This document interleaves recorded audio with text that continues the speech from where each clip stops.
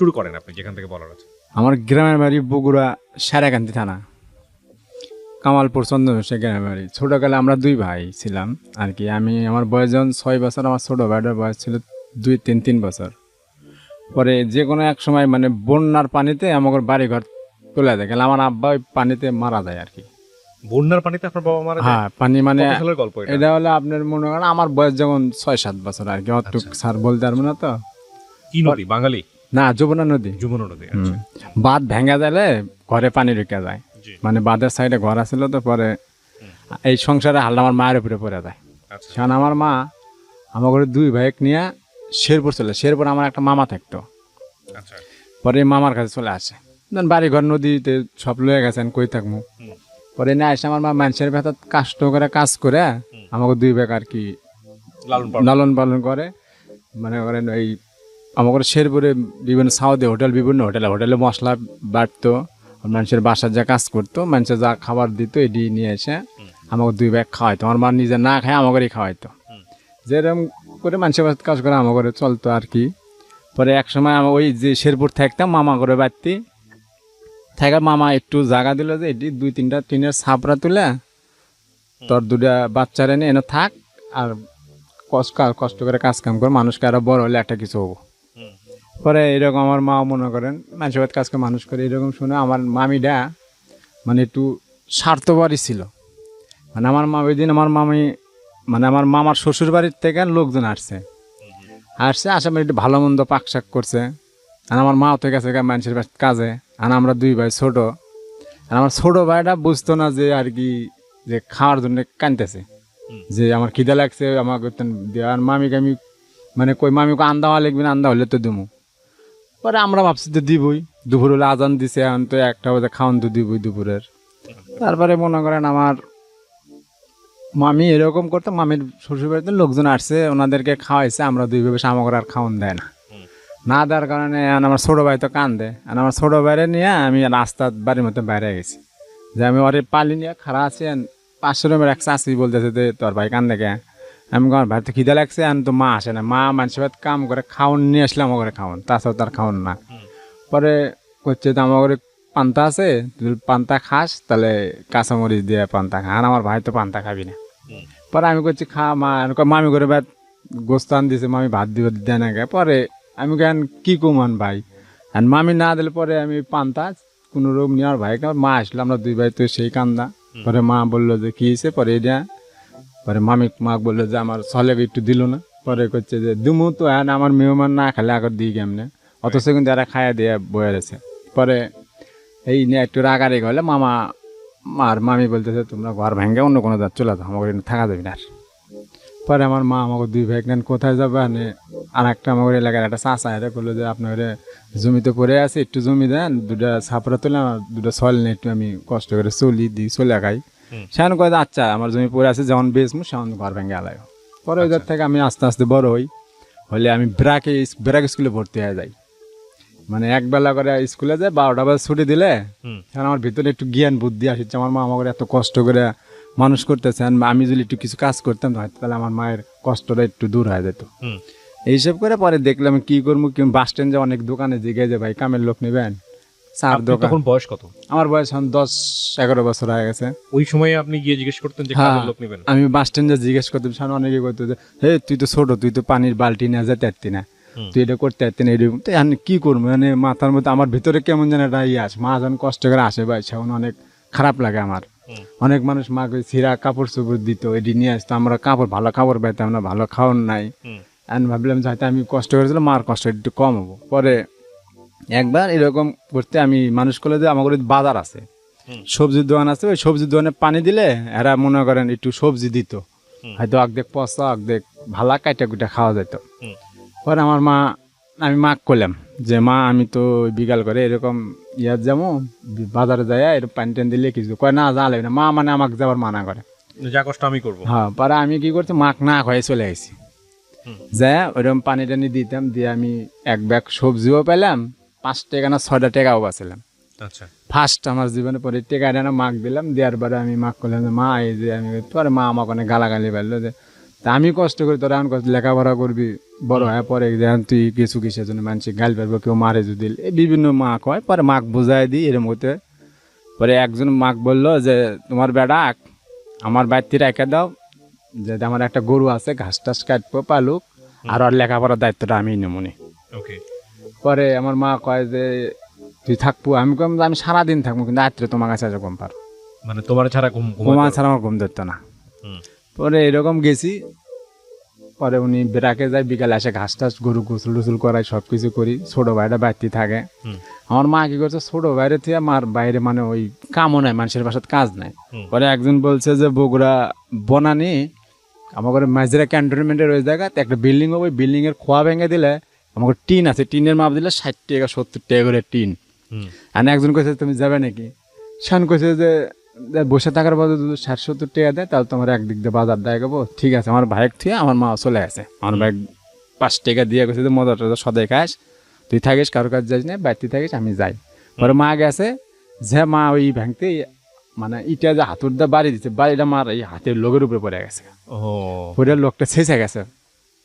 সে আছে মা তো এরকম অবস্থা। পরে ব্যান্ডে ইটি আছে, যে লোকের মালিকের ইটা খোয়া ভাঙলো, এই মালিকে দেখছে, দেয়া করছে যে নতুন মানুষ কামে নিয়ে যাচ্ছে, তো কামই পারে না, একবারে দাও। সেই সময় আমার করে শেরপুর বগুড়ার ভাড়া মানে 8 টাকা না 60 টাকা ছিল ভাড়া। পরে অন্য মাক পাঠাই দিছে, আর আমি ওই স্কুল থেকে আসছি, এসে আমার আবার ঘাস কাটবার যা লিখবি। পরে এসে স্কুলে বইটই থিয়ে বেড়া বেড়ায় দেখি মা ওই আসল দেয়া লোক বেঁধে না ঢেকে নিয়ে আসিচ্ছে। পরে মা আমি মনে করছি কি আমার মা হয়তো আমার জন্য কিছু একটা নিয়ে যাচ্ছে, নৌকায় নিয়ে যাচ্ছে। পরে আমি মা কিনে যাচ্ছে দেই, কয় না দেন যাবো না, তুই ঘুরে যাবো যা। আমি কেউ না দেখি, মা দেয় না, পরে আমি জোর করে ধরে দেখি অবস্থা। বিশেষ করবেন না ভাই, আমার আর শেষ হয়ে মনে করেন আমার শরীর আর ঠিক থাকে না, আমার মায়ের হাত দিয়ে রক্ত এরকম চুয়ে চুয়ে পড়িচ্ছে ভাই। আমি আমার মায়ের এটি দেখে আমার ইলান পরে মানসিক জিগায় যে কি করুন, সরকারি হাসপাতাল নিয়ে গেলাম, আমি নিজেই নিয়ে যে একটু ব্যান্ডেজ ব্যান্ডেজ করে দিল। পরে যে মালিকের কাজ করি, মালিক বললাম যে ভাই আমি তো আমার মায়ের এই সমস্যা, একটু ব্যথার বই টই কিনবো, আমার 20-30 টাকা দেন। পরে উনি আমার 20 টাকা দেয়, দিলে আমি ব্যথার বড়ি টড়ি নিয়ে এনে করি। তাও ওই রকম করে মা পরের দিন সকালে আবার গেছে মনে করেন কাজে, যাওয়ার পরে ওই রকম করে কাজ ওটা ফুলে যায়, ফুলে গেছে, একটু শীত শীত আসছিল, আর মানুষের পানি লাগে। 2 ভাই ছিলেন না? হ্যাঁ, আপনি বড় আর একজন ছোট। হ্যাঁ। পরে আমার এই করে হাত লোক টোক ফুলে গেছে, পানি লাগলে হয়, মশলা বাটতে পারে না, পাটার মানুষ কামে নিতে চায় না, খাওয়ার অনেক কষ্ট। মানে আমাকে যে বাসাত কাজ করে এখন আমি বলি যে ভাই আমি খাবো না, আমার খাওয়ানটা যদি দিয়ে দিলেন আমি বাদ যা খেলাম নি। কয় কে তুই এটি খা, আমি কম না আত্মীয় তো মার কাছে ঘুমাই, দিলে আমি ওই খাওয়ানটা মার কাছে নিয়ে খাইতাম। পরে উনি এরকম দিল কয়দিন, দেওয়ার পরে খুব কষ্টের ভিতর সংসারটা চলতেছে। আটা দিয়ে উঠি বানাইতো, আটার আমাকে দেশে কয় আটার হেলান আন দিত আর কি, ওই আটার হেলান দিত আমারে। পরে আমরা খাইতাম, খাই আমার সিদ্ধ যেটাকে বলে। হ্যাঁ, পরে এটা খাইতাম, খাওয়ার পরে মনে করেন চলতো। এটা মা আবার একটু লোকটা অল্প একটু হালকা টান ধরে গেল। পরে আমার এইটি পরে মা আর এক জাত কামে নিল, যে এটা বাড়ির সকাল করে যাইতে হইব, যে আন্দা বাড়ির কাপড় চোপড় ধোয়া সব কিছু করতে হইব। পরে এটি মা আবার ওই কাম নিল, আমার এই আমি যে মালিকের বাদ গরু পালতাম, ওই মালিক গরুটা বিক্রি করে দিল। দেওয়ার পরে আমাকে বলে তোমাকে তো রেখা লাভ না, আমি তো গরু বিক্রি করে হালাছি। কম তাহলে আমি কী করি, সেখানে আমি ব্রেক স্কুলে যাই। পরে বাস স্ট্যান্ড যাই, একজন আমাকে বললো যে 4 দোকানে কাম করবো, 15 টাকা দিন পাবো, আর একবেলা খাওয়া পাবো, সকালের নাস্তার খাওয়াটা পাবো। যদি করস তাহলে সকাল 6টার দিকে আসবো, আর 10টা বাজে বাদ যাবো। পরে আমি চিন্তা করে মাক করলাম যে মা ইনকে করছে, না তা পড়া বাদ না যাবো না, পড়া লাগবে। সেখানে আমি ক্লাস 5-এ উঠে গেছি। পরে মা মানা করে, আমি মার সাথে করি আমি না পড়লে কি আছে, আমার ছোটো ভাইটা পড়াম, আমি আমার রক্তে বেশি হলাম, ছোটো ভাইটা লেখাপড়া করাম, তুমি কথা কবে না। আমি যাই 15 টাকা দিন দিলে মাসে তাও 450-400 টাকা, এটা অনেক টাকা। পরে মা মানা করে, তাও আমি বলে যাই। যে একদিন গেলাম কই দোকানে কামে লেগে গেলাম, 2 হাত দিয়ে বালতি মনে করেন 1 কিলো ফাঁকে দেন পানি টেনে নেশা লাগে, দুম খায় নিয়ে আসি। 2-3 দিন করার পর আমার হাতের ভিতর দিয়ে খাওয়া হয়ে গেছে, ফুলে গেল গা। আর পরের দিন তো জ্বরে আমি উঠতে পারি না, মা মানা করে তাও যাই, আমি ওই কষ্ট নিয়ে যাই, যে এরমি করি করবারে সেখানে একটু বুঝলো অনেক মানুষ শুনি যে ঢাকা গার্মেন্টসে চাকরিতে আসে। হুম। সেখানে আমি মানুষকে জিজ্ঞাসা করি যে ভাই আমার গার্মেন্টসে গেলে চাকরি হবো না? কয় গার্মেন্টসে বয়স কম তো নাও হইতে পারে, তো অন্য কাম লাগাই তুমি ঢাকা যাবো নাকি? আমি কই হ্যাঁ, প্রতি বছরে ঈদের আগে মানুষজন বাড়ি চলে যায়, এবার যারা যারা ঢাকা থাকে শুনতে করে জিগাই, হুম। হেরা কয় যে যা তো আর একটু বয়স হোক, আবার ঈদের মধ্যে আসবো না, আসাও নিয়ে যাবো। এইরকম করে 2-3 বছর এরকম পার হয়ে যায়। আর যাদের সামনে আমার বয়স 16 বছর। সেই সময় ওই আমার বাড়ির কাছে একটা ভাই আছে, উনি আসলো, আমি মানে জোর করে ধরলাম যে ভাই আমাকে এই তারিখে ঢাকা আপনি নিয়ে যাবেন, নিয়ে ডাকা। হুম। কয় তোকে নিয়ে যাম, তোর মা কয়া পরে মা কয় তোকে ছাড়া তো আমি বাঁচবো না, আমি তো মরে যাবো গা, তুই ঢাকা একলা থেকে পারবো? আমি কই একটু কষ্ট করো, ঢাকার যে মনে হলো 1-1.5 বছর চাকরি করে যে টাকা পয়সা আমরা জায়গাও কিনতে আনবো, ঘরও করতে আনবো, তোমার আর কাম করে। হুম। পরে মা বোঝে না, মা অনেকেই করে। তারপর মা বোঝা একটু আমি নিজে আসলাম, একজনের 500 টাকা মা নিয়ে দিল, ওই টাকাটা নিয়ে ঢাকা আসি টুঙ্গি চেরাগালি আসি। আমি আসার পরে উনি আমার যে বাসার থাকবে বাসার তুললো আবার উনি যে কয়ে দিল গার্মেন্টস আমাকে চিনিয়ে দিল যে এইভাবে যেতে হয়, এমনি গার্মেন্টসের সামনে দাঁড়াবো, এমনি ই করলো। পরের দিন সকালবেলা। কত বয়স তখন আপনার? 16 বছর। 16 বছর। লেখাপড়া তো হয় নাই? না, লেখাপড়া আমার বাদ। ওকে, তারপরে আমি ঢাকা আসলাম, আসে ওই রকম মনে করেন ঢাকা টুঙ্গি চেরাগালি যমুনা গার্মেন্টস একটা গার্মেন্টস আছে, ওই গার্মেন্টসের সামনে আমি যাই। প্রতিদিন সকালে 6টা বাজে উঠে ডুব গোসল দিয়ে খাওয়া দাওয়া করে ওই সবাই যেমন যায় আমি সেমন সবার সাথে চলে যাই, যেমন খাড়া থাকি। আমাকে আর নেয় না, অনেক মানুষ খাড়া থাকে, মানুষ দিয়ে একজন যায় নেয়, আর ব্যাপারটি মানে নেয় না, কারণ আমার বয়স কম, সেমন আমার দাড়ি মুছ নাই, আমাকে ইয়ে হয় না। পরে আমি যাই, ঘুরে আসি, যাই ভাই হলো না তো, কয় তুই আর একটা যে ঘুরতে থাক হবো। পরে এরকম করতে একজনকে আমি ধরলাম, যে লোকটা একটা পিএম মনে হয়, পিএম লোক নেই। পরে ওই স্যারে করলাম স্যার আমাকে কি নেবেন, আমাকে যে কাম দেন আমি সেই কামই করবো স্যার, আমাকে কি নেন? কয় যে তোমার বয়স তো কম, এই বয়সে তুমি লেখাপড়া করবে, তুমি বসে গার্মেন্টস যাচ্ছাও, রাগ করে যাচ্ছাও? আমি কই না ভাই আমাকে একটা চাকরি দেন, আমাকে যে কাজ দিবেন আমি সেই কাজই করবো।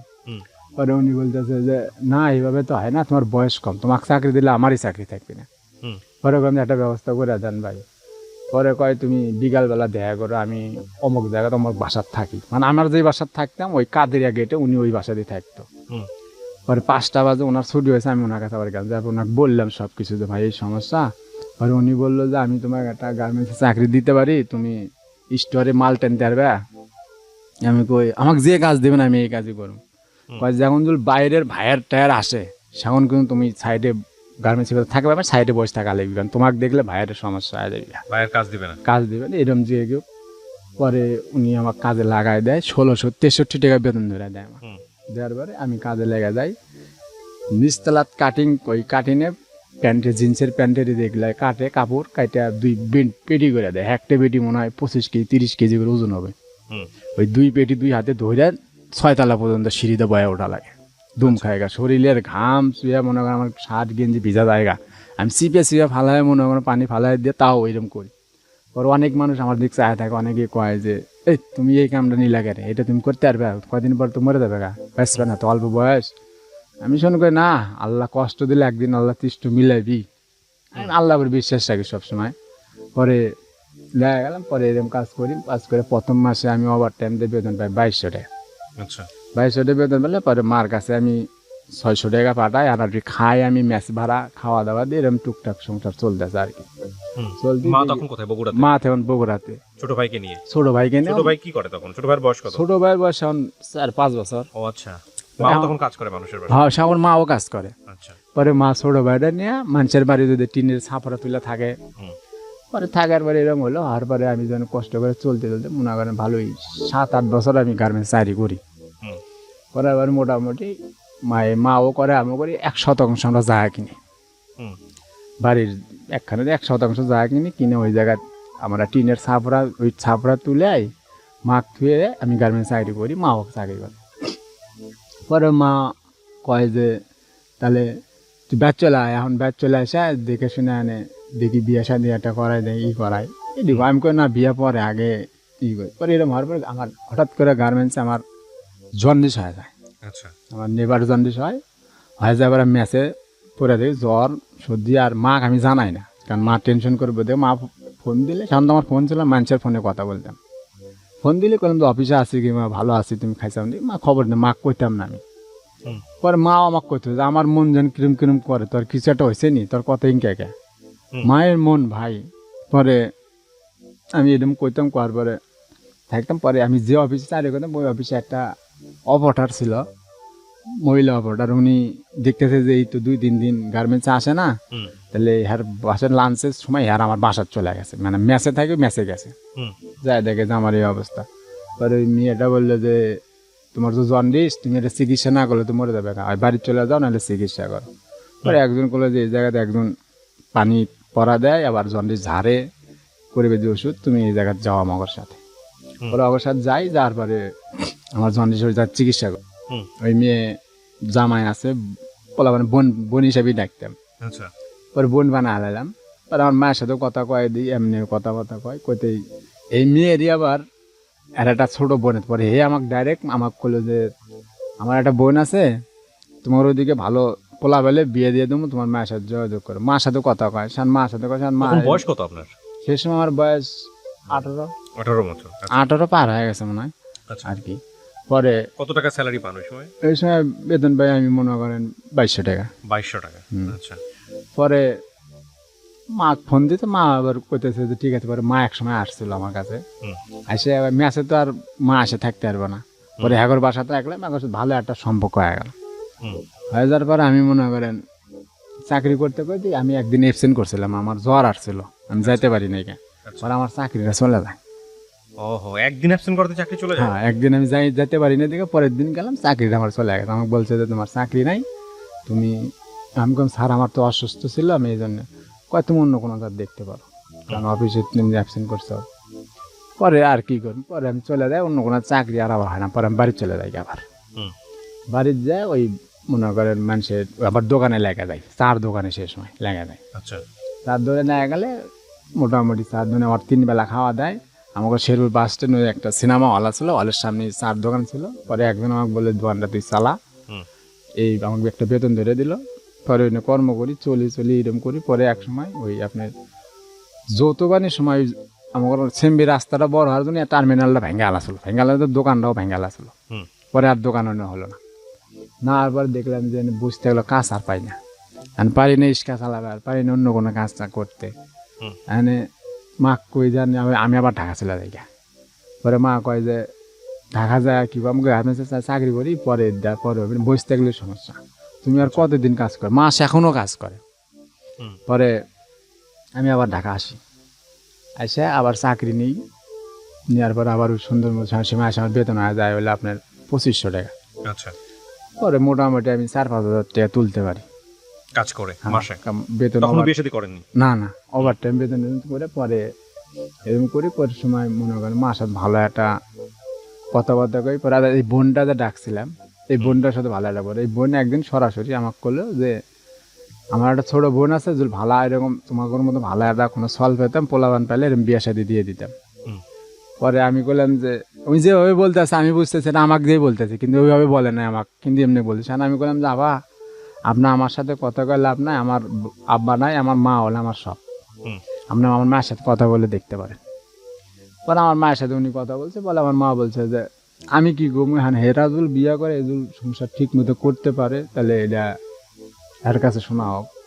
পরে এইভাবে করলো, করবার সামনে আমাকে করলো, মা করলো যে ভালো হলেও কর।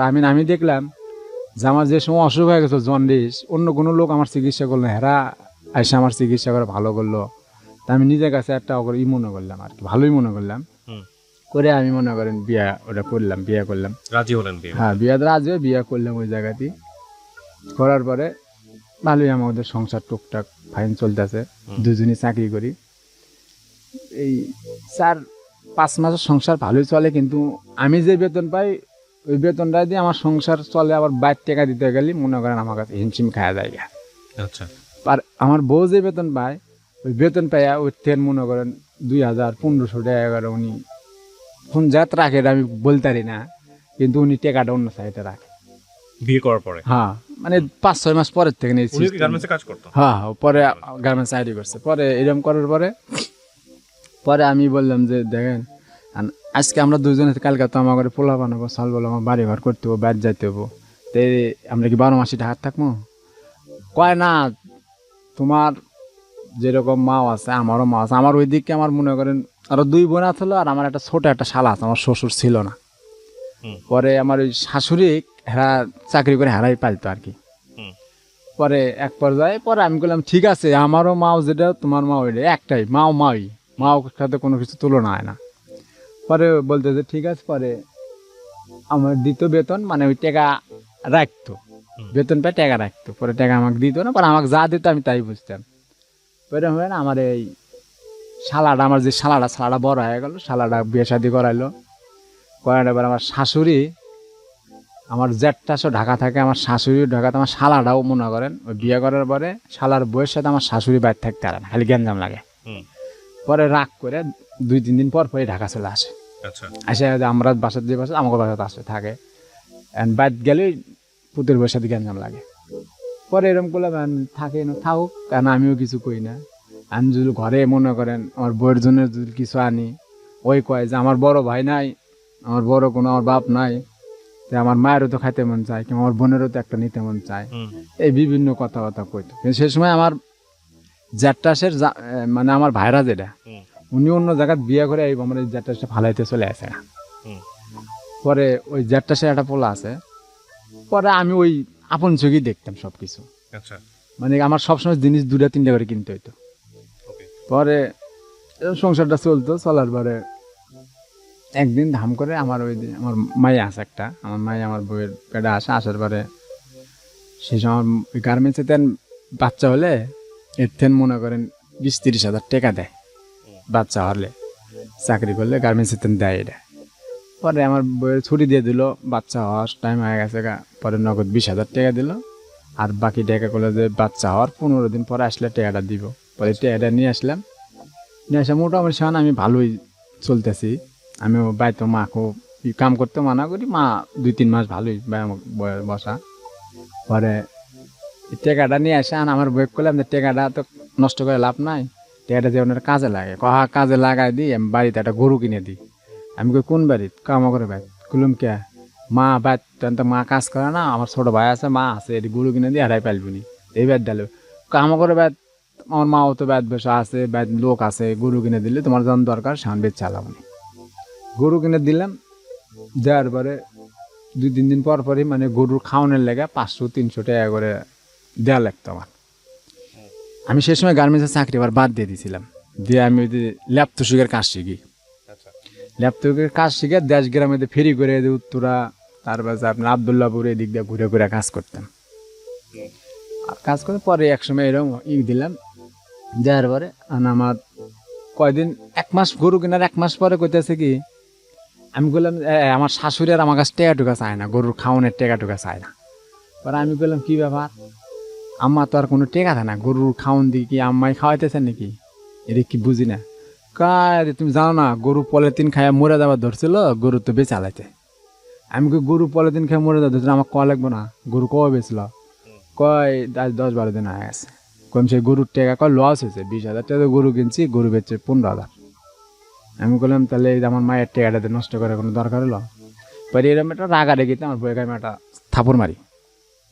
থাপড় মারার পরে আমার বউ মানে ওই হিসাবে আমার উপরে একটু রাগ হয়ে যায়, উনিও আমাকে মারতে আসে।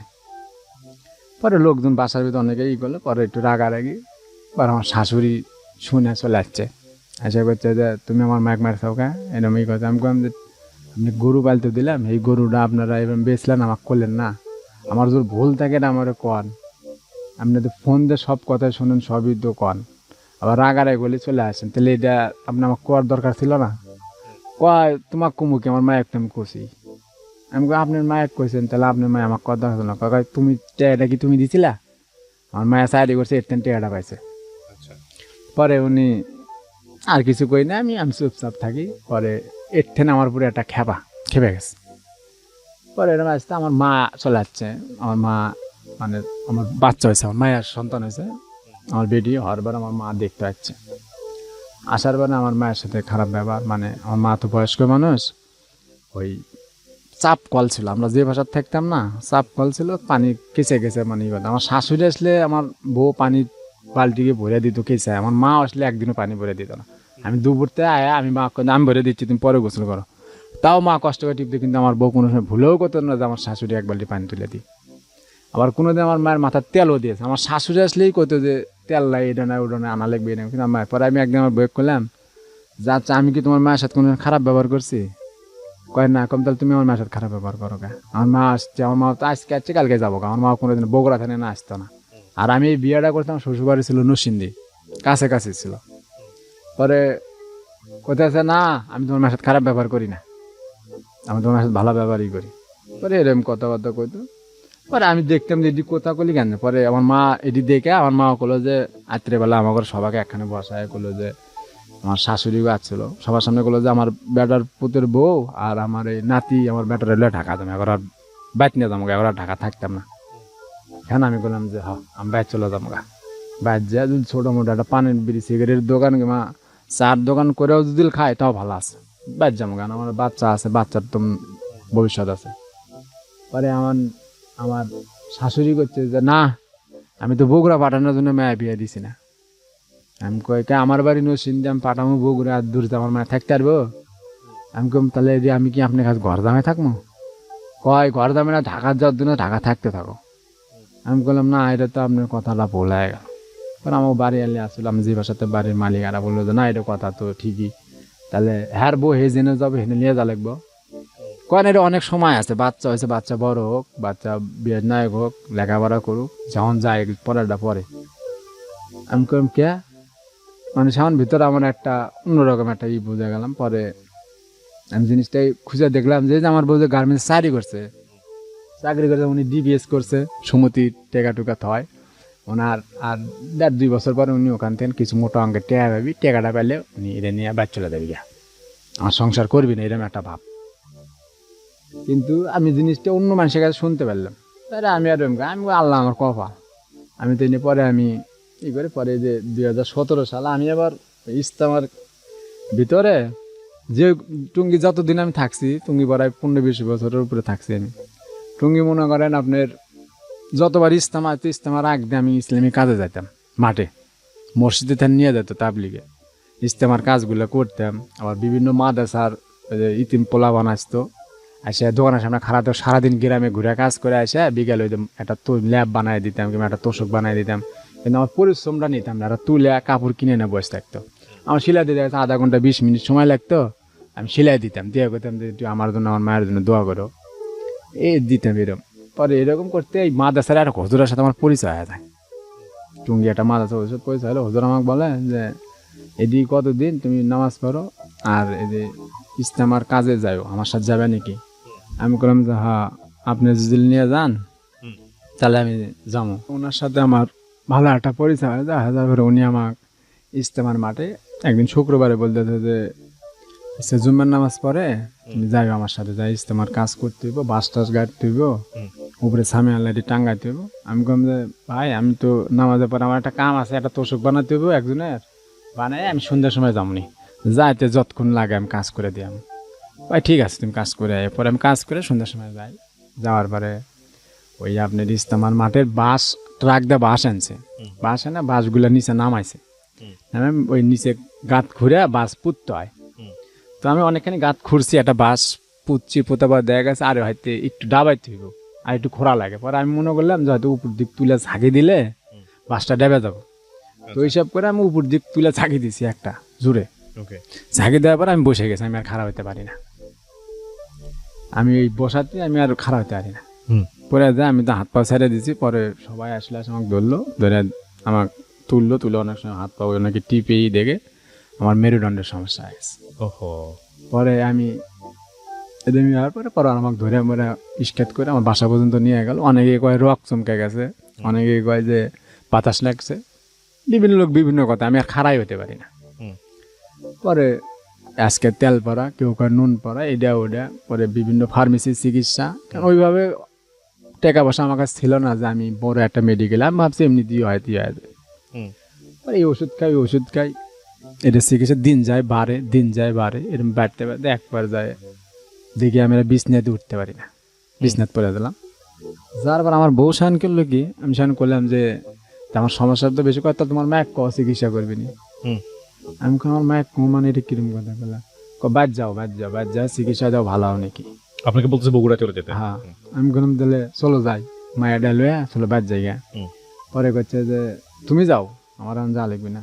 আমি চলে গেলে তাহলে সংসার চলবে কেমনে, ঘর ভাড়া, তুমি চাকরিও করি চাও না, তাহলে দিয়ে তো ভেজাল লেগে যাবো, সার আমি এতটা করতেন তুমি।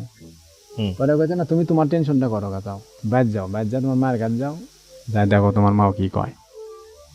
পরে আমি মাক করলাম, মা আমি তো আর গাড়িতে উঠে এভাবে যাইতে তো 3-4 ঘন্টা সময় লাগে। গাড়িতে উঠে অনেক কষ্ট করে গাড়ি গেলাম, আমি বাড়ির যা বাস স্ট্যান্ড যা, আমি আমার শেরুর বাস স্ট্যান্ডের সাথেই বাড়ি। পরে আমি ওখানে যা আর বাড়ি পর্যন্ত যেতে হবে না। পরে অনেক লোকজন আসে, আমাকে যেরকম সাইন করে মানুষ নিয়ে যায়, এরকম সাইড করে আমার বাইক নিয়ে গেল। পরে বাইক গেলাম, যাওয়ার পরে মা দেখে তো সিক্কির কান্দাকাটি দুনিয়ার লোকজন। পরে আমরা কষ্ট করে 100% জায়গা কিনছিলাম, আমার মা জায়গাটা বিক্রি করে দিল আমার জন্য। পরে জায়গা বিক্রি করে দেবো বগুড়া যে মেডিকেল, মোহাম্মদ আলী মেডিকেল, অনেক জায়গা ট্যুর মারলাম, যারা দেখে এই পরীক্ষা এমআরআই করেন, এই পরীক্ষা ওই পরীক্ষা, বিভিন্ন পরীক্ষা। আশা করি টাকা নিয়ে বিভিন্ন হাসপাতালে দৌড় বাড়ি যাই আসি, এরকম করতে এই টাকাটাও পঙ্গু হাসপাতালে আসলাম। আসার পরে পঙ্গু হাসপাতালে আসার পরে এরা বলতেছে যে আমি বগুড়া যে রিপোর্টগুলো নিয়ে আসছিলাম এটি চলতো না। আচ্ছা, এরা নতুন করে রিপোর্ট করতে হবে, আবার এমআরআই নতুন করে করতে হবে। এরা 10-12টা টেস্ট আমাকে দিয়ে দিছে। একটা এমআরআই করতে লাগে হলে মনে করেন এই সময় বাইর তেন করলে 10,000, আর এই মেডিকেল তেন করলে 7,000। কিন্তু পঙ্গু মেডিকেলে সারাদিনে এমআরআই 6টা। আচ্ছা, সারাদিনে 6টা এমআরআই মেশিনের মানে ঘরের সামনে এরকম চেয়ার আছে 6টা। ওই 6টা চেয়ারে যাই আগে বসতে পারবি তার এমআরআই হবে, আর যাই না বসতে পারবি তার হবে না। পরে আমি কী করি, পরে আমি করলাম তাহলে আমি বুদ্ধি সেন মা করলাম, সেন মা করতেছে তাহলে বাবা যত কষ্ট হোক আমরা রাত্রি সারা রাত বই থাকি, রুটি কলা গায়ে থাকি, সকালবেলা যা এমআরআইটা করি বাইর তেন যেহেতু 10,000, এন তেন যদি 3,000 টাকা কম পায় তাহলে অনেক টাকা কম। আমি হ্যাঁ, আমার মা আমাকে নিয়ে সারা রাত ওই মেডিকেলের সামনে মশা খামর পয়সা দেখলাম। মেডিকেল তো ভিতরে সব তালা লাগা হলো, আমরা মেডিকেলের বাইরে একবারে মেন রোডের ধারে। স্ত্রী তখন ঢাকাতেই? হয়, আমার বাচ্চা নিয়ে বাসাতে? হ্যাঁ, বাসাত। আচ্ছা। পরে এনে থাকলাম, থাকার পরে আমার স্ত্রী বাসাত, আমার শাশুড়ি এনো, সবাই এরা খুশিতে আছে।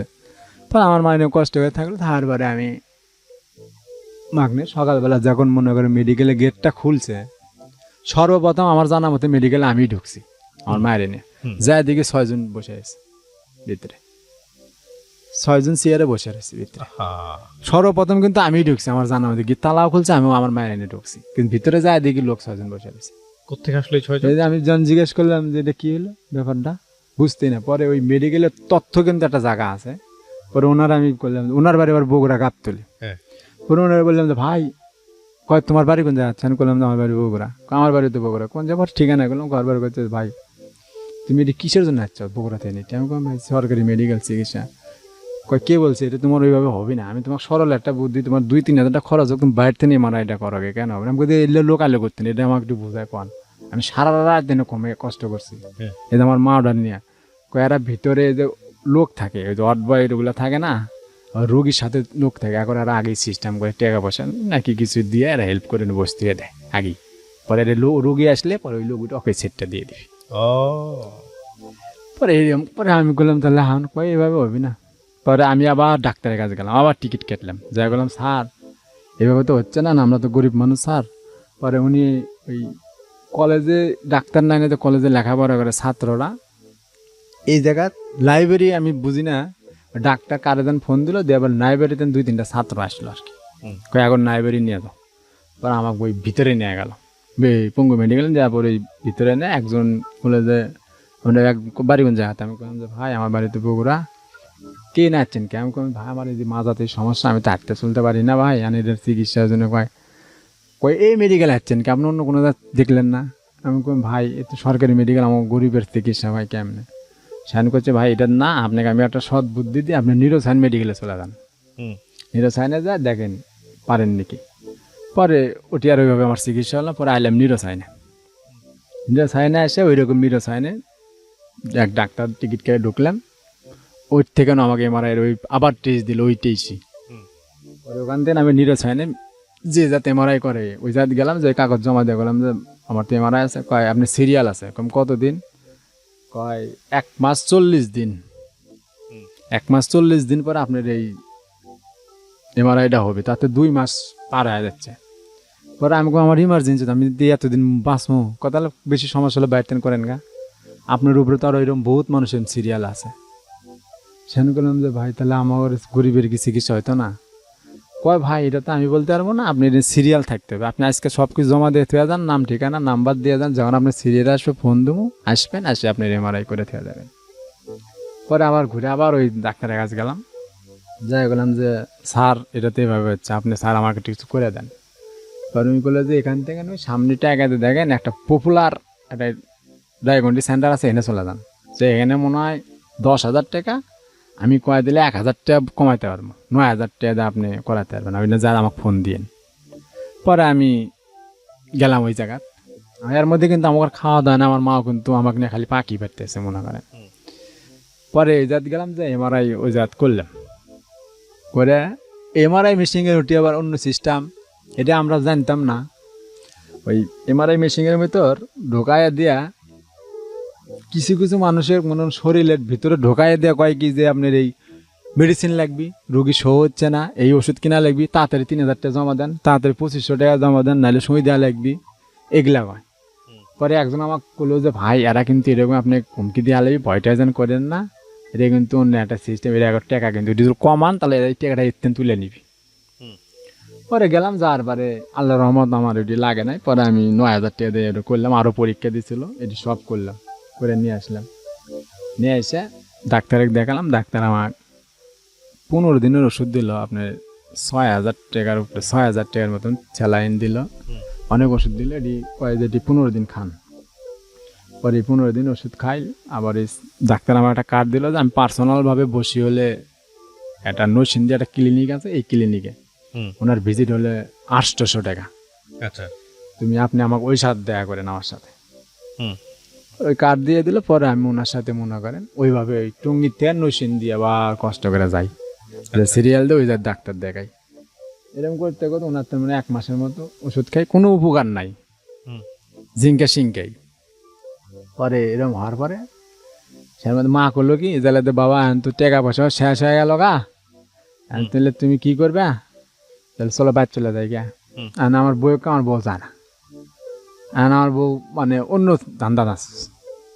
পরে আমি মা করলাম, তাহলে মা করলো তাহলে তুমি যদি এনে থাকো, তাহলে তুমি ওষুধগুলো খাইতে থাকো, এনে থাকো, পরে আমি বাইর যা দেখি কোনো কাজ কাম করে কিছু আবার গোছাতে পারিনি, মাসে তুমি সাইড হয়ে নিয়ে তোমার চিকিৎসা করতেন, দেখি আমি বাইর যাই কি করা যায়।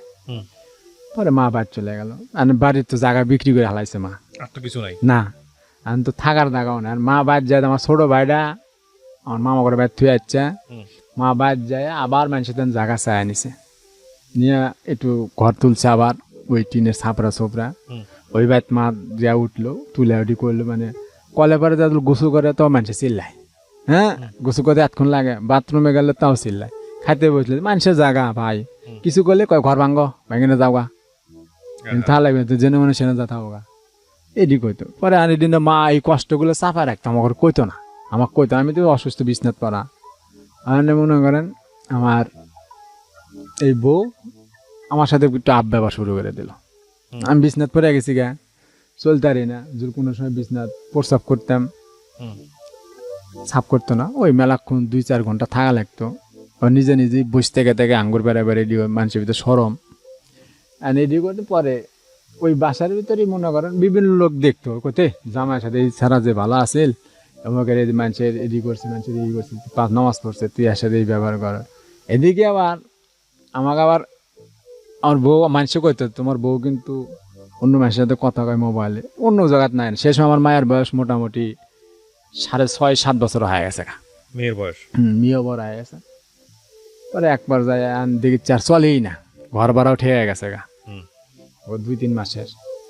বাড়ি এলো চাপ দেয়, বাড়ি এলে টিয়া তুমি দেখেন, আমি কই তাহলে আনতে থাকলে তো যত থাকবো তত তুমি বিপদে পড়বো, তাহলে বাদ জায়গা কয় তুমি বাদ যা থাও গা, আমি কই তো ঘর ভাড়া কয়টা দিলে আমি দেবো, তোমার তোমরা থাকছাও যেটি এটি দিয়ে যাও গা, নতুন করে হলে আমি দেবো। মানে এক পর্যায়ে এরকম হয়। আর পরে আমি কি করবো, আমি কোনো দিশা পাই না। কিছু করলে সবাই আমাকে একবারে ধরে বসে। আমার জ্যাঠটা, আমার বউ, আমার শাশুড়ি, আমার জ্যাঠটা ওই বাসার মধ্যেই থাকতো।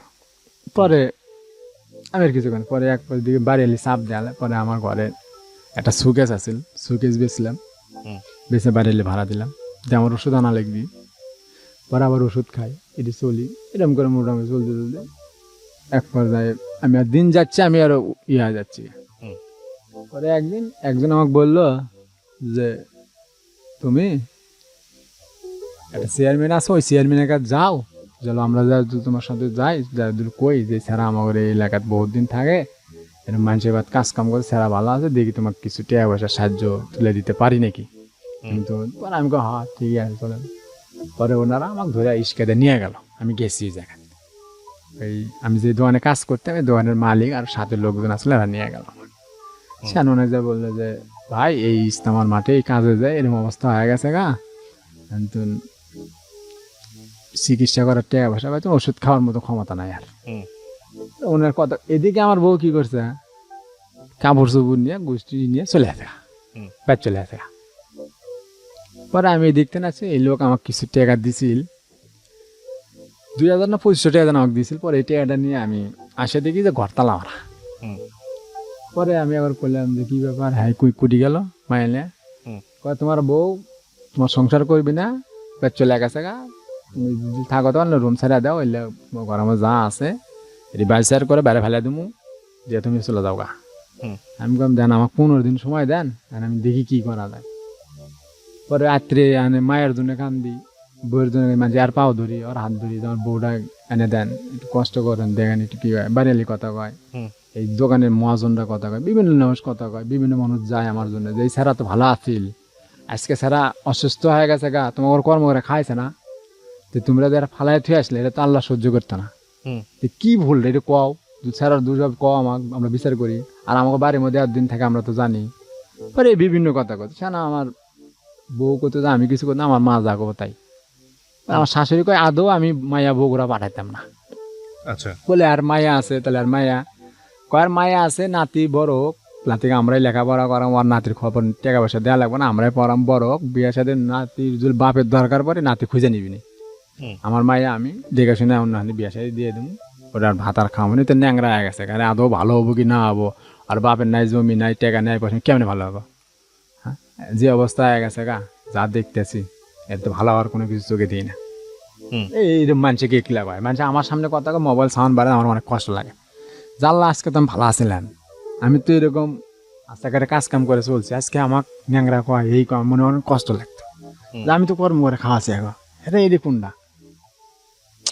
আমি হাতে বেলা একলা একলা ঘুমাইতাম ভাই, আমি কিছু বুঝতে পারতাম, আমি সব কিছু সারা রাত ঘুমাইতো না, খালি টেনশনে থাকতাম, মানুষের কি কয়। তারপরেও আমি আল্লাহপুর বেজান, আল্লাহপুর আমি অনেক খুশি, আল্লাহ তোমাকে মরে যেতাম তাও খুশি, আল্লাহ যেটা ভালো হয়েছে সেটাই মনে করছে, নিজে নিজে এটা বুঝ দিতে পারতাম না। যত কষ্ট হোক ভাই একটু যায়, আমার বউয়ে ফাঁকে ডেকে আমার সাথে একটু কথা কওয়া, দেখ আসে নাকি, যে ভাবি হোক।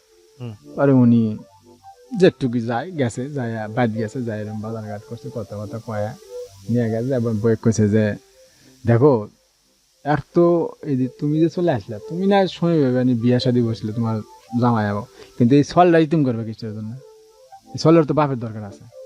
বাপ যতই ন্যাংরা হয়ে যায়, যতই অসুস্থ হয়, আল্লাহ তো ভালো করতে হবে, এটা আল্লাহর ইয়া আছে না, তো আল্লাহ বাকি দিয়েছে, এই তো মায়ের পেটের তেন অসুস্থ বাড়া নাই কে, অনেক কিছু বোঝাইছে, পা পর্যন্ত বলে ধরছে, আমি দেখি নাই গে। উনি এসে যেভাবে বলছে, বলার বারে বলতেছে যে না ভাই আমি আসলেও যাবো না, আমি আর ভাত খামো না, হ্যাঁ রে বাদ যাবার কন গা যায়, হ্যাঁ মায়ের নে হ্যাঁ থাকুক গা, আমার মাইয়া বড় হোক, বলে আমি তাহলে এটাই তো তোমার মনে আছে, তুমি আগেই যেতে গা, তুমি যখন ভালো আছো সামনে যেতে গা। কয় না আমার সব কিছু ঠিক হয়ে গেছে, এক জায়গায় কোয়েন 3 দিন পরে আমার খালতো ভাইয়ের সাথে আমার বিয়া, মমিন সিং থাকে, এই বিভিন্ন কথাবার্তা কয়ে দিছে। আসে আমাকে কইতেছে যে ভাই আমি তোর জন্য জীবনে আমি অন্য কারো পাওয়া দিন, তোর জন্য তোর বউয়ের পাওয়া পর্যন্ত ধরে যাচ্ছি, কিন্তু তোর বউ কথা শুনিচ্ছে না। পরে আমি বিছনা আমার বাড়ি আলা তারপরে যায় মানে ধরলাম যে ভাই আপনি এলো কষ্ট করে একটু যান আমার জন্য। আমার বাড়ি আলা আর একটা লোক নিয়ে গেছিল, আমার বাড়ি এলাকা বানাচ্ছিল, উনিও যায় ওই একই কথা, ভাত খাবি না, ব্যাট যাওয়ার কৌকা। হুম। পরে এরকম হওয়ার পরে 20 দিন পরে আমার বাইক ফোন দিলাম, মাক করলাম। মাকে এর আগে মাক কই নেই আমি, যেহেতু কিছু ভেজালে পড়ে গেছি গা। মাক করলাম, মা তুমি ঢাকা আসে আর কয় কে, আমি কম যে একটু আসো। পরে মা হচ্ছে যে আমি 2 দিন পরে আসতেছি। পরে মা 2 দিন পরে একদিনের 300 টাকা নিয়ে ঢাকা আসছে আমার কাছে। আসার পরে দেখতেছে যে আমার ঘরের ভিতর মাল সামানা অর্ধেক আছে অর্ধেক নাই, বউ নাই। সেন মা কাছে কি হয়েছে, সেন মা সবাই কইছে যে এরম এরম অবস্থা। সেন মা কয় যে তাহলে আমি যাচ্ছি। পরে মাও গেছে, যার পরে মা ডাইরেক্ট কয়ে দিচ্ছে যে আপনারা 2-3 দিন পরে আমি কাগজ দিয়ে দেবো, ডিভোর্স দিয়ে দেবো নি, আমি আর সংসার করবো না, আপনার আপনি নিয়ে যান না। কথা আমার নাতিটা দেওয়া যাও, নাতি যদি কোনো সব বাপের দরকার পড়ে নাতি নিজেই যাব, এই দিনে আর কোনো জ্ঞানজামের দরকার নেই, আমরা নিয়ে বগুড়া পাঠাইতাম না, অনেক দূর হয়ে যায়। কোথায় বিয়া শান দিলেন সেমন এটা বুঝছিলেন না। আর যখন বিয়ে শাদী হলো সেখান তো আমরা করছি আমার বাড়ি কোন যাতে আপনার মাইয়া করছে এনে মা করছে, তাহলে এনে কি করবে। এদিকে তো সমুদ্রের টেয়া তুলে নিয়ে আসলাম, এই কিস্তিটা আমরা আর দিতে পারছি না ভাই। না দেওয়ার পরে কিস্তির লোকজন বাড়ি ভরে যায়, মানুষের বাড়ি থাকি, আরো চিল্লা চিল্লি শুরু হয়ে যাচ্ছে গা। আর এদিকে বউ চলে আসেন, আমারও খাওয়ার, মাও কাম করে যে এটা, আর মা খাবো না, আমাকে দেবো না কিস্তি, তুমি দুনিয়া ভেজালে পড়ে গেলাম গা। সামনে মা করছে যে তাহলে এখন কি করবো, এখন তো বিষ খাওয়া ছাড়া মরা ছাড়ার বুদ্ধি দেই না। আর কোনো জাত কেউ হেল্প করছে না, কোনো জাত কোনো রমি পারতেছি না। ছোটা গেলে বাপ মরে গেছে, কারণ মা সংসারে দিয়েছে, মার আর মার মুখের দিক তাকাবে না, মা আমার মুখে দিতে এরকম করে মা স্টাক করলো। মা স্টাক করার পরে মাক নিয়ে টানাটানি, পরে মাক নিয়ে অনেক দূরে পেরা মাক মোটামুটি কি বলে, পরে মাক নিয়ে ঢাকায় আমি বিছনাতি পড়া।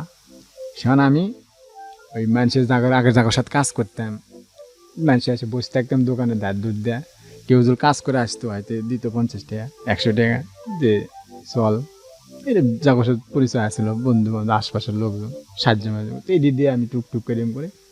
ওর এই বাড়ির ভিতর এগুলা কষ্ট হয়ে আমার বাড়ির ভিতর একটা আমার শাশুড়ি এখন বর্তমানে একটা খালা ছিল, ওনার একটা মায়া আছে যে আমার সাথে আসছে। পরে উনি দেখ উনি সব জানে, আমার আগাতেন গোড়া পর্যন্ত, মানে আমার বউ কেমনে গেছে আমি কেমনে। পরে উনি কইতেছে যে আমার মা এক ডাইরেক্ট কইতেছে যে খালা বাড়িয়ালি, আমাকে বাড়িয়ালির সামনে সবার সামনে কইতেছে খালা আপনি এত টেনশন করেন না, আপনি আত্মীয় করে কান্দা আজানের সময় উঠে নামাজ পড়ে কান্দাগাড়ি করেন, আমি একটা কথা কই, আপনি পোলাটার ভাড়া আমি নিতে চাই, আপনি পোলাকে আমি ডাইরেক্ট বিয়ে করবো, আমার হাত বিয়ে আপনি পোলা করাবেন, আমাকে বিয়ে করাবেন। কি হয় আপনার সম্পর্কে মেয়েটা? কিচ্ছু হয় না। কিচ্ছু হয় না? না। দেখতেন আশেপাশে? আশেপাশে আমার রুমের পাশে রুমই থাকতো। এটা কি বগুড়াতে? না, এই ঢাকাতে। ঢাকাতেই? মানে আপনার আমি ঢাকা যে বাসা থাকতাম ভাড়া থাকতেন সে পাশে? হ্যাঁ। ওই মহিলার কি আগে বিয়ে হয়েছিল? না, বিয়েও হয় নাই? না। পরে ওই মেয়েটা বলতেছে যে আমি দায়িত্বটা আমি নিয়ে নেব, আল্লাহ পাক আমার ভালো করুক আর ই করে, আল্লাহ যদি আমারও ছেলে হোক মানুষের আর আল্লাহ ভালোও করতে পারে, আমি হ্যাঁ দায়িত্ব পারে। আর মাও অনেক মানুষ এটা কি কয়, হে তো অসুস্থ ন্যাংরা মানুষ হয়ে আছে, ভালো ডিভোর্স হয়ে গেছে? হ্যাঁ ডিভোর্স হয়ে গেছে। আচ্ছা। আমার বউ সংসার করতেছে মোটামুটি, ওদিকে আমি খবর নিই না। ও আপনাকে ডিভোর্স দিয়ে অন্য জায়গায় বিয়ে করছে? বিয়ে করে সংসার করতেছে, মনে করেন আমার মায়েরা আছে ওর সাথে, আপনার সাথে? আমার সাথে না, মায়ের কাছে, মাদের সাথে লেখাপড়া করে। পরে এনএডি করবার সব মানুষজন। আপনি তখন কি হাঁটাচলা করতে পারেন নাকি? না না, আমাকে ধরে নেসতো, আমি হাঁটতে তখনও বিছানাতে? এখনো বিছনাত, তখনও বিছনাতে। তারপরে উনি বলতেছে যে ইলেকশন ওনার আমার যে শাশুড়ি উনি বাড়ি এলাক কয় যে আমার মায়া পাগল হয়ে আছে, এটি কি কয় না, এটা মানুষ বুঝাইতে মানে না, কথাই তাদের এক পর্যায়ে বাইক নিয়ে গেল উনি মেয়েটাকে বাড়িতে নিয়ে গেল। উনি বাড়িতে গেল, বাড়িতে যাও উনি পাগলামি শুরু করে দিচ্ছে। আমি মেয়ে ঠিক মতো আমি দেখছিও না, আমার পাঁচশো রুমে থেকে সারাদিন কাজ করে ইয়েও করছি না। পরে আমার পরে বাড়ির যা দেখি পাগলামি, পরে এরা নিয়ে আসলো, আবার নিয়ে আসে, আবার আমার সামনে নিয়ে আসলো, নিয়ে আসে আমাকে করছে তুমি এই মেয়েটা তুমি পয়ে দিবে যে আমি বিয়ে করতাম না। কে বলতো সেটা? এটা আমার ওই ভাড়াটা বাড়ি যে থাকে আশপাশের লোকজন, শাশুড়ি মুখ থেকে বের করালেই হলো।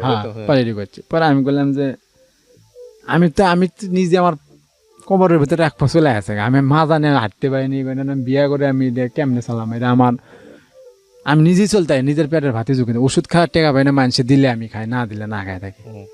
পরে কইছে যে না তুমি এটি কবে। পরে এরা কইছে যে ফিরোজুল তক বিয়ে করে তাহলেই তক বিয়ে দেবো, আর যদি বিয়ে না করে তাহলে তার কোনো আফসোস নাই। কয় না আমি আসার কথা কম। পরে আসার পরে এরকম আমার ঘরের ভিতর ছোট একটা পকেট রুমে থাকতাম। এই পকেট রুমে এলাকার মুরব্বী যে বাড়ির ভিতর থাকে এরা, মেয়েটা আসলা আসা আমাকে বলতেছে যে যে আপনার দায়িত্বটা আমি নিবার চাচ্ছি। আমি বললাম আমার দায়িত্ব আপনি কিভাবে নেবেন? কয়ে যে আপনার দায়িত্ব নেব আজকের থেকে, তাহলে আপনারাই মানে আমার মা আছে সবার সামনে, আপনাকে আমি ডাইরেক্ট বিয়াজুল আমাকে করেন, আমি যেমনি হোক আপনার দায়িত্ব, আপনার প্রসাব বাথরুম সাফ করা, আপনার শরীরে যতই করে আমি করব। আমি কিসের জন্য? আপনি আমার নাই টাকা পয়সা নাই বাড়ি ঘর, আমি নিজে অসুস্থ, আমি আজ বাদে কাল মরেও যেতে পারি, তা আপনি আমাকে কী দেখে আমার দায়িত্বটা নেবেন? কয় না আমি কিচ্ছু দেখে দেখবো না, কিন্তু আপনার ভিতরে একটা ভালো একটা মানুষ, আমরা যতদিন আপনি 10-15 বছর আপনাকে দেখতেছি, কোনো দেখবেন ক্যানজাম করে না না আপনি কী করেন? আমি কম না আমি দেন বিয়ে করতাম না। কয় না আপনি এটা বুঝে দেখেন, আপনি না আমি মানা করে দেওয়ার সাথে মেয়েটা চলে আসে যায় বাড়ির যাওয়ার মায়ের সাথে মনে এটা নিয়ে অনেক গ্যাঞ্জাম শুরু করে দিছে। পরে মেয়েটা এরকম করার পরে সেখানে আর আমার শাশুড়ি বলতেছে থাক বাবা, মানে আমার মায়ের বলতেছে যে দায়িত্ব নিতে যাচ্ছে, আপনারা কী করে পারছেন? সব লোকজন বোঝায় করলো যে এটা আল্লাহ নিজের হাতে ফেরেস্তা পাঠাই দিছে মনে করো, সবাই এটা চিন্তা ভাবনা করে আন করলে আর কি করার। পরে বিয়ে আমি করাইলাম, আমাকে বিয়ে করলাম। কত সালে বিয়ে করলেন? এই 2 বছর হয়েছে। 2 বছর হয়েছে। বিয়ে করার পরে কি দাঁড়ালো? বিয়ে করলাম, বরাবর ওই মেয়েটা ওই জায়গায় গার্মেন্টসে চাকরি নিল। নেওয়ার পরে বিভিন্ন লোক বিভিন্ন মেয়েরে কয় হ্যাঁ ন্যাংরারে বিয়ে করছে, ন্যাংরা হাঁটতে আনা চলতে আনা, সেখানে কী করলো রুম দিল টুঙ্গি ছেড়া, টুঙ্গি রুম ছেড়া দিয়ে আমরা আসলাম আশুলিয়া এসে আমরা একটা ছোট বাসা ভাড়া নিলাম। আমি বিশ্বনাথপুরা থাকি, টাকার অভাবে আমি চিকিৎসা করতে পারি না, মা বাড়ি চলে যায় মানুষের জায়গার থেকে সমতির কিস্তি জ্বালা, পুলিশ আসবে আস না কাল ধরে নিয়ে যাবো।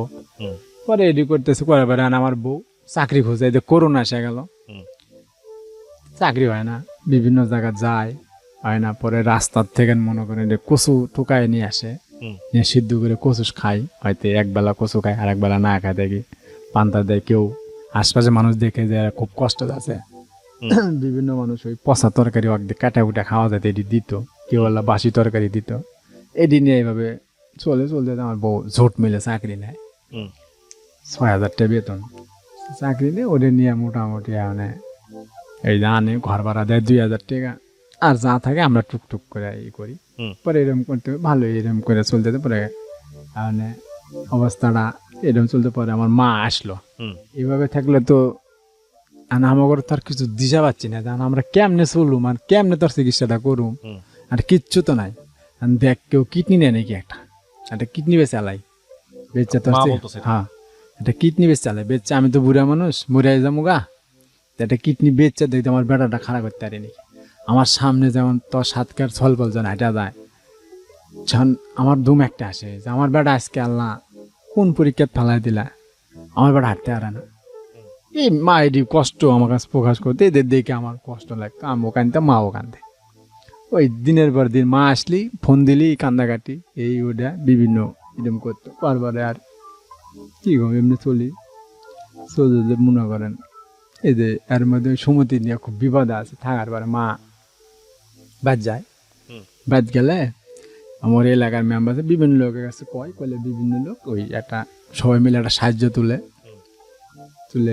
50-60 হাজার টাকার মতন তুলে নিয়ে এসে আমার মা আবার আমাকে দেয়, দিলে এটা নিয়ে আমি আবার এই যে আপনি না আসার আগে লয়েন্স হসপিটাল আছে ঢাকা আগারগা, ওখানে থেরাপি সেন্টার, পরে এই জায়গায় যেমন ভর্তি হই, হওয়ার পরে উনি ডাক্তার দেখে বলতেছে যে আপনার এই চিকিৎসা আপনার জটিল সমস্যা হয়ে গেছে, আপনার কিডনি ব্লক হয়ে গেছে, একটা কিডনি সমস্যা, আপনার কিডনির পানি জমা আছে, অল্প সময়ের মধ্যে অপারেশন না করেন কিডনি বাদ হয়ে যাবে, আপনার মেরুদণ্ডের ডিস্ক একটা নষ্ট হয়ে গেছে, আপনার মাজার পাইলসের সমস্যা, বাথরুমে আসলে ওই রক্ত আসে বাথরুম আসতে, হাত পাওয়া আগের থেকে অনেক চিকন হয়ে যাচ্ছে, খারাপ হতে পারি না, ঠিক মতো ধরে ধরে নেওয়া যায় লাগে। পরে এটি দিয়ে করছে জান এটা আমরা তো এভাবে গ্যারান্টি দেবো না, আপনি আমাদের এখানে যদি 2 মাস থেরাপি দেন একটু সুস্থ হতেও পারেন নাও পারেন। আমি বললাম যে কেমনি, কয় দিয়ে দৈনিক 2500 টাকা, দিন গেলে 2500 টাকা, মাসে 65,000 না কত হাজার টাকা এরকম হয়। পরে আমরা কয়া গরিব মানুষ হিসাবে কয়া এই জায়গাতে আপনার ওই লয়ন হসপিটালে একটা স্যার আসলো আমাদের এই বগুড়া সারাগান্তিরি, ওনার সাথে কথা বলে উনি বললো যে তোমার বাড়ি কোন জায়গায়, বললাম বারবার করছে যে আমি কিছু সার করে দিই যে তুমি করতে পারো। পরে এনে ভর্তি 1 মাস এনে চিকিৎসা করলাম, হুম। কোনো উন্নতি নেই। পরে ওনারা করলো যে আপনার চিকিৎসা বাংলাদেশে নাই, যে চিকিৎসা করতে চান তাহলে আপনি মাদ্রাজ যাইতে হইব। মাদ্রাজ গেলে আপনার কিডনি এই যে হাড়ের এই যে মেরুদণ্ডের যে হাড় এটি এদের ঠিক করতে এটি অপারেশন সব করতে গেলে আপনার 8 থেকে 9 লক্ষ টাকা খরচ হবে। হুম। হলে আপনি মোটামুটি 100% 80% সুস্থ হয়ে চলতে পারবেন। আর আমার তো কপাল আর চিকিৎসা নাই। আমি বললাম না ভাই, আমি 80 টাকা গোছাতে পারি না, আমি 8 লাখ টাকা করতেন গোছাম। আমার বাড়ি নাই, ঘর নাই, আমার কিচ্ছু নাই। মা আজ কয় এইসব করে মা আসে চলে, মানুষের দিলে খায়, না দিলে এই যে আমার বউ 6-7 হাজার টাকা বেতন পায়, এমনিভাবে চলে। মনে করেন ওর থেকে টাকা দিতেন, যে কয় টাকা আসলে অন্য চিকিৎসা করে যে রিপোর্ট নিয়ে আসছি এটি আবার নতুন করে আপনার সংসার জীবন কেমন চলছে এটা বলেন। সংসার জীবন বলতে আমি ওইভাবে চলতেছে মনে করেন। আপনার স্ত্রী আপনার সাথে হ্যাঁ সন্তুষ্ট? আছে আমার সাথে, উনি চাকরি করে, 6-7 হাজার টাকা পায়, 2,000 টাকা ঘর ভাড়া দিয়ে কচু মচু টোকাই খাওয়ান দাওয়ান। এই বাজারে তো সবই পানি পর্যন্ত কিনা ভাই। হুম। বাচ্চা কাচ্চা হয়েছে আপনাদের? না না না, কোনো বাচ্চা কাচ্চা হয় নাই। উনি মানুষ কেমন, আপনাকে সেবা কেমন দেন? উনি খুব ভালো মানুষ। খুব ভালো মানুষ। হ্যাঁ। কোনো অভিযোগ নেই আপনার? না না, আমার কোনো অভিযোগ নেই। কেন বললেন আজকের এই গল্পটা রেডিও? গল্পটা বললাম ছোটতেন কষ্ট হলাম, কষ্ট হয়ে মানুষ হলাম, মানে মা এত বড় কষ্ট, কিন্তু জীবনে অনেক কষ্ট থেকে গেল আমার। আমি তো মরে যাবো মনে হয় চিকিৎসা হবে, কিন্তু আমার জীবনে একটাই কষ্ট, আমার মাকে আমি সুখটা দেখাতে পারলাম না, দিয়ে ছোট দিতে ভাই কি পারলাম না। করে? আর ছোট ভাইটা এখন ওই যে আজমিস্ত্রি কাজ করে না বিয়ে করে। শাদী করছে? হ্যাঁ, ওনার একটা মাইয়া আছে। ও বিয়ে শাদী করে মেয়ে আছে।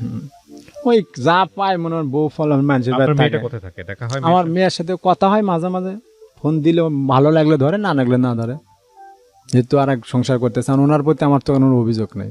হুম। উনি চলে খাচ্ছে খাকে না, ওনার কাছে আমার মায়া আছে, চলুক, আমার মায়ের আল্লাহ আল্লাহ মানুষ করুক। আর আমি বাপ হয়ে দূরে মায়ের দেখতে যেতে পারবো না, আমি তো অসুস্থ হয়ে পড়েই আছি। হুম। আমার মা, কিন্তু এটাই মনের কষ্ট থেকে গেল যে আমার মা এত কষ্ট করে আমাকে মানুষ করলো, মায়ের সব ভবিষ্যৎ ঠেকে দেয়। মা ও বাপ যে পৃথিবীর চেয়ে সবচেয়ে যদি কোনো দামি সম্পদ থাকে, তাহলে আমি মনে করি মা ও বাপই। এই সম্পদটা যদি হারা যায় ভাই, তাহলে আর জীবনের কোনো মূল্যই নেই।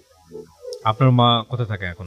বগুড়াতে ওই যে মানুষের বাসাত কাজ করে, মানুষের ঘুমায়, আমার মা ফজর আদানের সময় শীতের ভিতরে উঠে দেয়, মানুষের বাসাত কাজ কর্ম করে, করলে মানুষের ভাত দেয়, তরকারি দেয়, কিছু টাকা পয়সা হয়তো দেয়, এদিন নিয়ে এসে আমার মা টুকটুক করে চলে। কিস্তি কত টাকার লোন আপনাদের? লোন আছে 40,000 টাকা। 40,000 টাকা? এই 40,000 টাকাই অনেক বড় বোঝা হয়ে গেছে। 40,000 টাকা বোঝা হয়ে গেছে, লাভ হয়ে গেছে, 4 বছর হয়ে গেছে। আচ্ছা। 40,000 আছে। ও, এটা সুদে বেড়ে গেছে। বেড়ে যাচ্ছে, সুদ বেড়াতে আছে খালি। অদ্ভুত জীবন, মানুষের অদ্ভুত জীবন।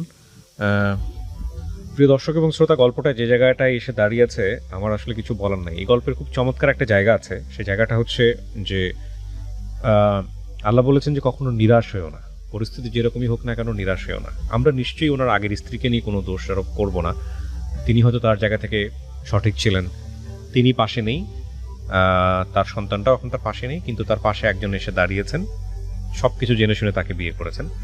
এবং একইভাবে মা হচ্ছে পৃথিবীর সেরা সম্পদ, সবসময় বলা হয়, সেই প্রমাণও কিন্তু আজকের এই গল্পে আছে। কিন্তু কথা হচ্ছে যে এই ভদ্রলোকটাকে আসলে আমরা খালি হাতে ফেরাবো কিনা। আজকের এই গল্পটা শুনে আপনারা দেখবেন যে রেডিওতে আমরা এখন এই হেল্পিং এপিসোডগুলো একদম বন্ধ করে দিয়েছি বললেই চলে। কারণ এর পেছনের অন্যতম কারণটা হচ্ছে যে একটা গল্প প্রচারের পর যে পরিমাণ হ্রাস হয়, যে পরিমাণ মানুষ আসেন নিরুপায় হয়ে আমাদের কাছে হাত বাড়ান, আসলে সেই কোয়ান্টিটিটা আপনারা না দেখলে বুঝতে পারবেন না। কিন্তু আমরা যে একেবারে বন্ধ করে দিয়েছি এই ব্যাপারটা এরকমও নয়। মাঝে মাঝে দু একটা এপিসোড যেগুলো আমাদের কাছে অনেক শিক্ষণীয় মনে হয়, সেখানে আমরা আসলে ফোন নাম্বারটা দিয়ে দেই বা ওদের সাথে যোগাযোগ করার রাস্তা বলে দিই। তো সেই জায়গাটা থেকে আমি ওনার সঙ্গে যোগাযোগ যদি কেউ করতে চান, ওনাকে যদি কোনো কেউ সাহায্য করতে চান, সেই নাম্বারটা ওনার মুখ থেকে আপনাদেরকে শোনাতে চাই। উনি একটা ব্যাংক অ্যাকাউন্ট নাম্বারও নিয়ে এসছেন, যদি আপনাদের মনে হয় যে এই লোকটিকে কোনো একটা সাহায্য করা দরকার, সেটা আপনারা করবেন। তবে অবশ্যই আমি বলবো যে আপনারা চাইলে আরো বিশেষভাবে কোয়ারি করে নেবেন। গল্পের খাতিরে আমরা বেশ কিছু বিষয় এখানে গোপন রেখেছি, বিশেষ করে ওনার বাড়ির ঠিকানা বা অন্য, কারণ এখানে কোনোভাবেই ওনার স্ত্রীর, প্রথম স্ত্রী যিনি ছিলেন, তার মান সম্মানে আঘাত আসবে সেটা আমরা চাইনি। তো সেই জায়গাটি থেকে আমরা ওই বিষয়গুলো যতটুকু গোপন রেখে প্রচার করা দরকার সেটা করেছি। তবে যদি আপনারা ওনার ঠিকানা জানতে চান, ওনার বাড়িতে গিয়ে কোয়ারি করতে চান, ওনার সমস্ত কিছু আরো জানতে চান, সেটা আপনারা ওনার মাধ্যমে করে হেল্প করতে পারেন। এটা হচ্ছে বিষয়। আর ওনার ফোন নাম্বারটা আমি জানিয়ে দিচ্ছি ওনার মুখে। আপনার ফোন নাম্বারটা একটু বলেন তো। আমার ফোন নাম্বার 01961 25 92 50। আরেকবার বলেন। 01961 259250। এটা আপনার হচ্ছে বিকাশ নগদ, এটা আমার বিকাশ, নগদ, রকেট, তিনটাই করা আছে। হ্যাঁ 3টাই করা আছে। এটা আপনার নিজের নাম্বার? এটা আমার নিজের নাম্বার। নিজের নাম্বার। আর আপনি এই যে এখানে একটা ব্যাংক অ্যাকাউন্ট দিয়েছেন, আমি ব্যাংক অ্যাকাউন্টটা নিজে আমার মুখে বলে দিচ্ছি, কিন্তু এখানে যেই ব্যাংকের অ্যাকাউন্ট এটা তার আমার নাম মোহাম্মদ ফিরোজ মন্ডল। মোহাম্মদ ফিরোজ মন্ডল, MD.FIROJMONDOL, ফিরোজ মন্ডল। এটা কোন ব্যাংক? এটা ইসলামী ব্যাংক। ইসলামী ব্যাংক শাখা? শাখা বলিবদ্ধ বাজার। বলিবদ্ধ বাজার। জেলা? জেলা হলো সাভার। সাভার। ওনার অ্যাকাউন্ট নাম্বারটা বলছি, 205028302020111611। দেখে একটা মায়া লাগছে, ভালো লাগছে। তারপরে মায়া লাগছে, তারপরে যখন এটা তো আর বলতে চাই না যে উনি চলে গেছে, ওনার কথা আমি বলতে চাই না। তারপরে যখন মায়া লাগছে, যা তারপরে আমি কই যা আমার যেটাই হোক হোক আমি ওরে নিয়ে পারি দিই। এখন আপনি কি করেন? পেশায় কি করেন? গার্মেন্টসে কাজ করেন? হ্যাঁ, কয় গার্মেন্টস টাকা বেতন পান এটা করে? পাই 6-7 হাজার টাকা পাই। হেল্পার তো চলে, অনেক কষ্ট হয়, কি প্রিয় করে। দর্শক এবং শ্রোতা, আমি ওদের ছবিটা ফেসবুকে দিয়ে দিচ্ছি, আপনাদের ছবি প্রকাশ করলে তো কোনো সমস্যা নেই। না না, স্বামী স্ত্রীর ছবি ফেসবুকে থাকবে, আপনারা ঢাকা এফএম পেজে এসে আপনারা এই ছবিটা দেখতে পাবেন। আর আমি বিনীতভাবে আপনাদেরকে রিকোয়েস্ট করব, এই দম্পতির পাশে যতটুকু আপনাদের পক্ষ থেকে দাঁড়ানো সম্ভব, বিশেষ করে ও কিন্তু বারবার ওর নিজের কথা বলতেছে না, ওর মায়ের কথা বলতেছে, যে ওর মা যে ঋণে জর্জরিত সেই জায়গাটা থেকে কিভাবে বের করে নিয়ে আসা যায়। খুবই অল্প পরিমাণ অর্থ দরকার, আর কেউ যদি ওকে সাহায্য করে ওর ট্রিটমেন্টের ব্যাপারে কোনো কিছু করতে পারেন, সবকিছু আপনাদের হাতে। আমি যোগাযোগ করার নাম্বার দিয়ে দিলাম। তবে এখানে একটা জিনিস অবশ্যই আপনারা খেয়াল রাখবেন, সেটা হচ্ছে আমরা আমাদের জায়গা থেকে সরজমিনে ইনভেস্টিগেট করিনি ওনাকে। ডেফিনেটলি আপনারা যদি আরো বিস্তারিত কোয়ারি করতে চান, ওনার সঙ্গে যোগাযোগ করে তথ্য নিয়ে তারপরে আপনারা ওনাকে সাহায্য করতে পারেন। আমি আপনার নাম্বারটা তো আপনার অনুমতি ক্রমে দিয়ে